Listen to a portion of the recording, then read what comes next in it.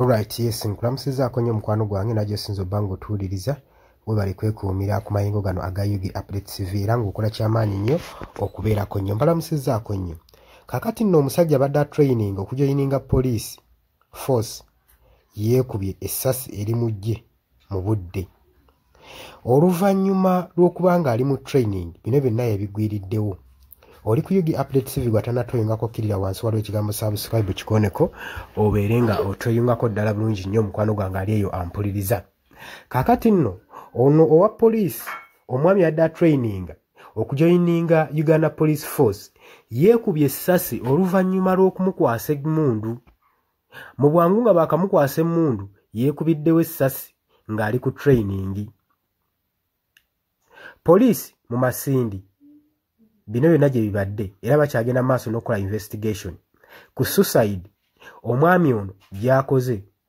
Era ono omwami eyesse abadde amanyikiddwa nga James Tembo nga wa myaka 29 era nga abadde ku old trainer ku Kabalye Police Training School mu Masindi. Era ekikolwa kino ekiguddewo ensasagge eno eroopeddwa naye nga bino byaguddewo oluvannyuma lw'ekiro ekyayise emabega. Oluvannyuma lwa Tembo okufuna emmundu okuva mu custody Francis Oneki era eno gye yakozesezza okuba nga yetta. Kitegeeza ki? Byabadde bimutamye, byabadde bimukeese oba mmundu gye badde tamanyi kukozesa. Abannayuganda abagenze maaso ku social media okutunuulira ku nsonga eno bagenze maaso n'okuwaayo ebirowoozo byabwe saako ne condolences ku famire eno n'ab'emikwano abaafiiriddwako omuntu waabwe naye nga beebuuza bonna bonna beerinda kumanya mawulire na investigation eva mu kitongole ekinoonyereza nga beebuuza lwaki poliisi yakutte okuwa omusajja ono emmundu ng'ate yabadde yakajja mu training nga tamanyi kukozesa mmundu eno. Jjukira nti n'ennaku zino poliisi n'ebitongole ebikuumaddembe n'abikola bukubirire okulaba nga batraininga abapoliisi saako n'ab'amagye. Nawuliddeyo nti n'amasomero agamu aga Rwanda agasomesa Abanyarwanda gatandise dde okuyigiriza abaana engeri gye bakozesaamu emmundu yojja asembolinga yonna yonna. Kino kikutegeeza ki? Beetegekera akalulu akajja tekagenda kubeera kalulu. Basuubira nti luno lwandibeera olutalo sinziggu. Wabula ne Guguli kati tetunnamanya poliisi tennafulumya lipooti erambika kwetta kw'ono omwami yessa atya era nsonga ki ezaamuviiriddeko okwetta webanga yakomintinze suicide waabanga teyafiiridde bufiirizi mu training. Obadde oli ku Yugi Update TV nga kw'osinza obbanga otuwuliriza era mbaagala nnyo mwenna abeekumira ku Yugi Update TV. Abula gwe atannatweyungako nnyongera okukubiriza kirya wansi waliwo ekigambo subscribe kikoneko obeere nga otweyungako. Abali mu diaspora e Bulaaya mbalamusizaako nnyo mukola kyamaanyi nnyo okubeera ku channel. Mbaagala nnyo tugenda kuba nga tukomawo. Yes, nkulamusizaako nnyo mukwano gwange yonna gy'osinzira okuba nga otuwuliriza bwenna omuwuliriza wa Yugi Update TV. Mukola kyamaanyi nnyo okwekuumira ku mayengo gano. Mmwe abali emitala w'amayanja abali mu diaspora nammwe mbalamusizaako nnyo sibeerabidde kubanga yemmwe mpagi luwaga abayimirizzaawo amayengo ga channel eno okuba nga ekulaakulana n'okutuusa eddoboozi lyammwe eri abantu be muba mwagala libatuukeko bonna bonna. Abali emitala w'amayanja ye mbamenye ntya abali e Qatar, Dubai, US, UK, abali mu South Africa, abali ku muliraano mu Kenya, Nairobi, abali mu Canada, abali mu Dubai, mwenna mbaanirizaako nnyo mwe bali kwekuumira ku mayingo gano aga Yugi Update TV. Kakati nno era mu ngeri y'emu twagala obbategeeza mikwano gyaffe nti enamba y'essimu gye tutadde mu WhatsApp gy'olaba eyo eri mu kikala ekimyufu eri mu people power color eyo nno gwayagala okuba ng'olanga naffe gy'ogenda okuba ng'oyitako gwe mukwano gwange gwayagala okukola advertisement osobola okuba ng'okuba bizinesi y'abantu enamba gy'oba oyitako ojja kuba ng'osobola bulungi nnyo communicatinga naffe buli kyonna ky'onooba oyagala tuteeseganyeemu nakyo gwe ali eyo ampuliriza. Mbeebazaamu ak'ensusso mmwe abagenze mu maaso okukola omulimu gw'okusubscribinga kweno channel. Buli w'osubscribinga kimanye nti oba oyongeddeko eddaala kweno channel. So mmwe mbeebazaamu ak'ensusso nammwe ababyagaliza ab'enganda bako n'ab'emikwano mbakubiriza okusubscribinga ku Yugi Update TV mukolera ddala ekintu ky'amaanyi. Weewaawo naawe gwe atanema kubanga otwegattako nga oliko gwo atuwuliriza, osobola okugenda wansi awo waliwo ekigambo subscribe n'okikonamu, ojja kubanga osobola bulungi nnyo otwegattako. Buli wosubscribe nga kitegeeza oba ogenda kubanga ofollowinga buli kyonna ekigenda mu maaso ekikolebwa ku mukutu guno ogwa UG Updates TV. Kitegeeza ki? Nti gwe ayagala okubanga otufollowinga, bw'oba omaze okusubscribinga teweerabirako na mukadde, genda wansi wali okoonene mukadde osobola okubanga ofuna notification message. Buli wokona mukadde wabeerawo ka notification message akajja akakulaga nti nno waliwo information erinkinze ku UG Updates TV gwe mukwano gwange ali eyo mpuliriza. Ng'era we mbebazizza ekyensuso nammwe abajja mu comment section mbebaza. Mwabajja ne mukomentinga ne muteekako endowooza yammwe eri eggwanga ne mulitangaaza. Kubanga njagala mukitegeere. Lwaki mbakubiriza nnyo okujja mu comment section? Otangaaze omukulembeze ku ky'ekituufu ky'ateekeddwa okukola. Bangi tubalonda bulijjo ne tulowooza nti nno be basinga mu basinga. Leka kulonda mukulembeze wo oba mubaka wo agenda obbakulembera.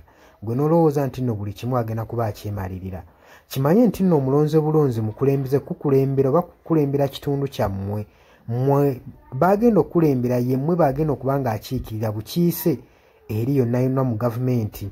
So si kyandibadde kya bwenkanya omulekera obuvunaanyizibwa n'otamu advisinga. Ky'oba olaba mbakubiriza okujja mu comment section muteekewo endowooza zammwe musobole okutangaaza ku bakulembeze bammwe ku biki ebituufu bye bateekeddwa okukola. Bangi tubalonda bulijjo ne bagenda mu parliament nga babadde bantu balamu ne batuuka eyo ne bawuttaalirayo. Kitegeeza ki?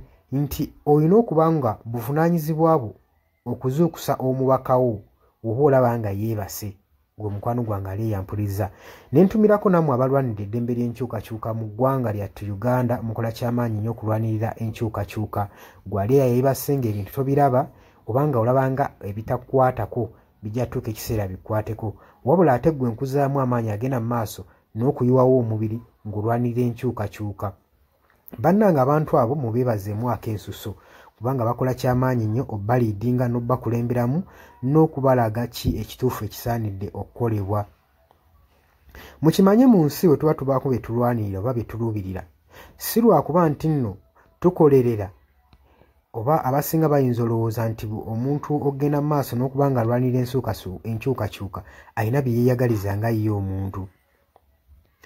Kino njagala okukibategeeza nti mu kulwana ebiseera ebisinga weewaawo tetufuna ekyo kye tuba twagala, kye tuba tuluubirira. Naye okulwana tusuubira, wano mu kulwana tuba n'essuubi nti tusobola okufuna ekyo ekitugwanira. Kati naawe mukwano gwange ali eyo alwanira enkyukakyuka, kino kankikutegeeze. Wandibanga nno oli eyo olwana nga tumanyiddwe ogenda kifunamu, weewaawo oyinza obutafuna ekyo ky'oyagala, naye osobola okufuna ekyo ky'ogwanira. So tulwana olw'enkyukakyuka nga tulwanirira okufuna ekyo kye tugwanira. Kati gwe mukwano gwange ky'ofuna kye kiggwanira eyo gy'oli. Wandibanga ky'oyagala okifuna naye kye kiggwanira.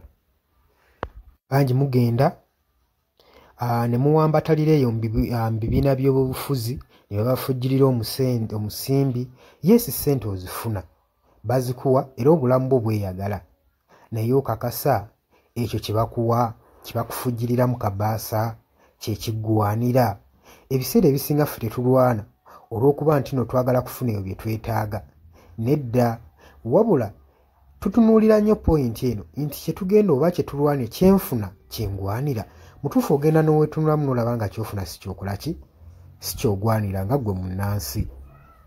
Ky'oba ovaayo n'embavu osobola okuba nga olwanirira enkyukakyuka gwe mukwano gwange ali eyampuliriza. Nja basaba kano akatambi tugende maaso n'okuba nga tukasheyalinga, buli muntu ategeere kiki ekigwanidde okukolebwa na lwaki enkyukakyuka esaanidde okubeerawo mu ggwanga lyattu Uganda. Si lwakuba nti oli bulungi kati, wabula wandibanga oli bulungi naye ekyo ky'ofuna ky'ogwanira. Ekyo kye kibuuzo. era naawe osobola okujja mu comment section n'onteerawo endowooza yo nti gwalemesa enkyukakyuka ky'ofuna ky'olwanira. Muli ku Yugi Update TV ku musinzi oba nga mutuwuliriza mwebale kwekuumira ku mayengo gano. Ngenda maaso n'okukubiriza mmwe abatannatwegattako kirira wansi waliwo ekigambo subscribe kikonemu obeere ng'otweyungako. Ennamba eyo gye ntaddeawo nabagambye dda gwagala okulanga naffe gy'oba oyitako ojja kuba ng'osobola okommunikatinga. Mbaagala nnyo mweraba era nga mbaagaliza ebisinga.